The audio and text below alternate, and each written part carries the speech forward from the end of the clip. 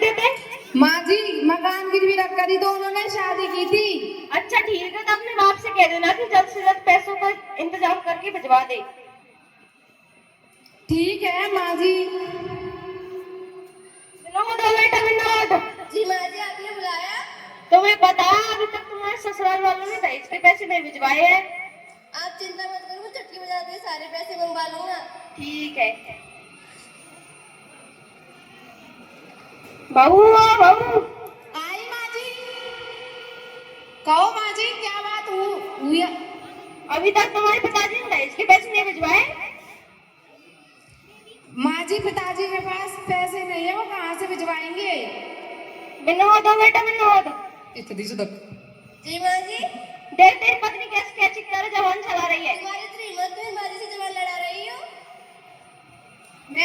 मैंने माँ जी से जवान नहीं लड़ाई। बेटा ये बात तो भूखन बातों से नहीं मानते। चलो निकल जाओ मेरे घर से।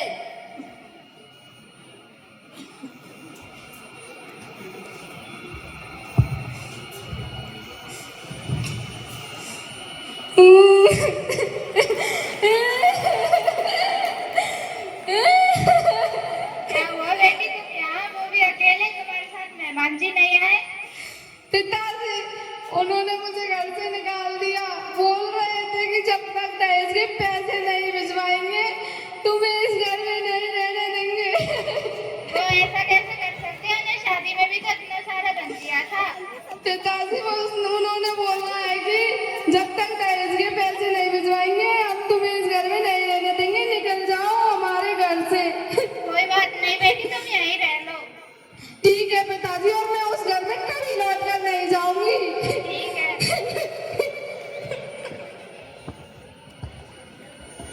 विनोद हो बेटा विनोद।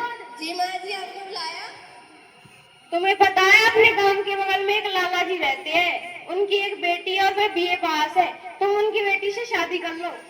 वो बहुत पैसे वाले हैं, तो मैं उनकी बेटी से शादी करूंगी, चाहे लड़की कैसी भी क्यों ना हो। ठीक है बेटा, मेरे लिए नई बहू लेके आओ।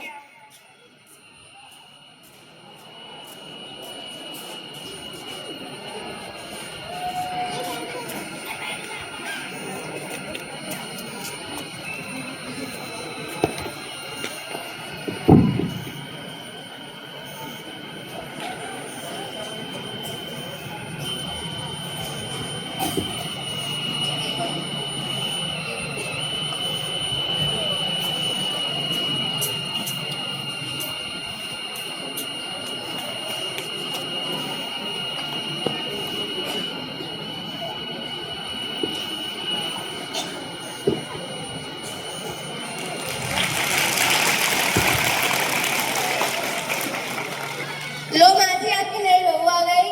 आ रही हूँ बेटा, आरती के थाल ले आओ।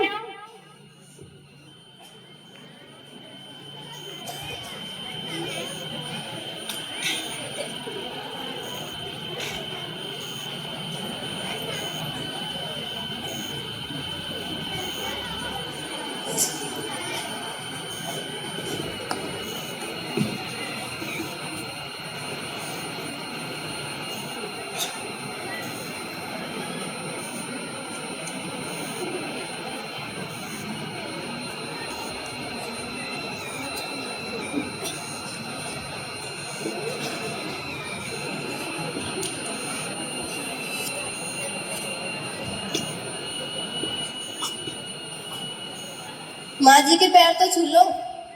मैं और पैर मैं नहीं छूंगी। क्या?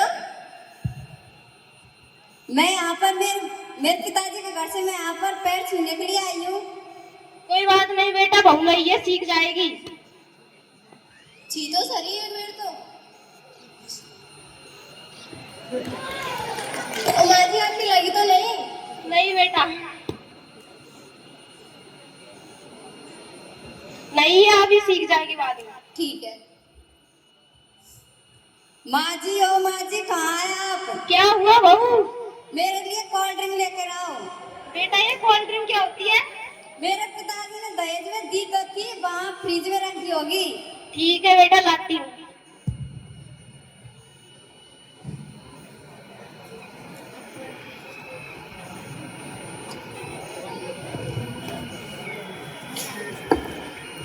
माँ जी कहाँ हो आप? क्या बात है बहू? मेरे कमरे में कितना सारा कचरा पड़ा है, झाड़ू लगा दो। बहू ये तो तुम्हारा कमरा है, इसमें तो तुम ही झाड़ू लगाओगी। मैं मेरे पिताजी के घर से इतना सारा दहेज लेकर आई हूँ, मैं यहाँ पर काम करने के लिए आई हूँ। ठीक है बेटा, लगाती हूँ।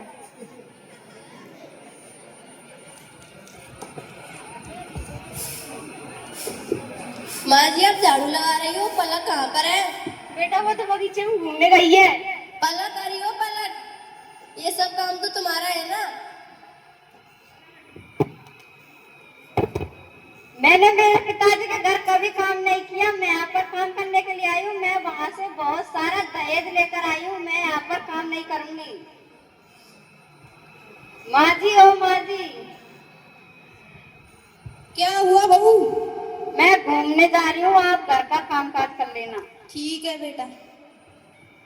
इससे बढ़िया तो पहले वाली ठीक थी ना। हाँ बेटा तुम सही कह रहे हो। क्या करूं बेटा, मेरी तो किस्मत ही खराब है। ये सब तुम्हारे कारण ही हुआ है। बेटा मुझे माफ कर दो और मुझे अपनी पहली बहू के पास ले चलो। अगर वो नहीं आई तो? नहीं बेटा, मैं उसे मना लूंगी। ठीक है चलो।